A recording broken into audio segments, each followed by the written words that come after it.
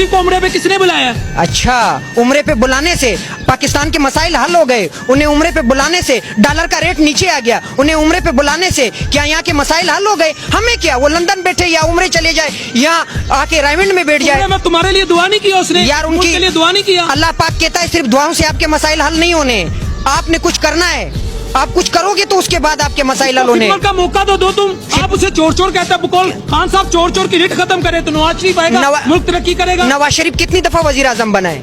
Motorway नहीं बनाया। अच्छा, ये मोटरवे और रेट वजह से मुल्क और कौम को क्या फायदा मिला है? आज पंजाब में बेरोजगारी है या नहीं? पंजाब की मुकम्मल इंडस्ट्रियां बंद है या नहीं? आज पंजाब के नौजवान रो रहे हैं या नहीं? इस मोटरवे को मैंने पेट में डालना है या इस को मैंने पेट में डालना है?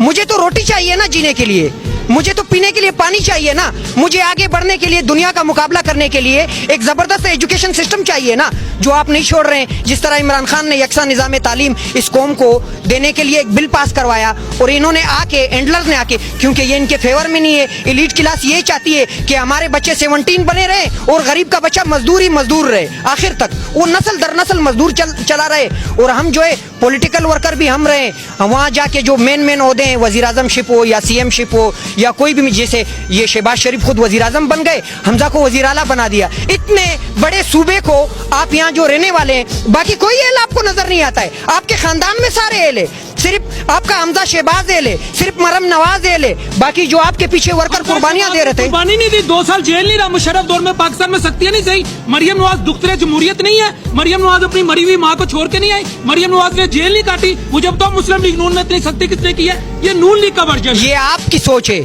लेकिन मैं बहैसियत पाकिस्तानी ये समझता हूँ कि इन्होंने जो जेलें काटी है वो अपने मनी लॉन्ड्रिंग की वजह से काटी है, वो एवन फील्ड रेफरेंस जो थी उसकी वजह से काटी है, इन्होंने जो मुल्क का पैसा चोरी किया हुआ है उसकी वजह से काटी है। लेकिन ये इस मुल्क का पता नहीं कैसा निजाम है, जो जितना बड़ा चोर है वो आज वजीर आजम बैठा हुआ है। आप किसी और मुल्क में जाके ये सोच सकते हैं यूरोप में कि किसी पे करप्शन के कोई एलिगेशन के कोई चार्जेस हो कि आपने इलीगल एक्टिविटी की है और उसे आप वजीर आजम बना दे? मुल्क का वजीर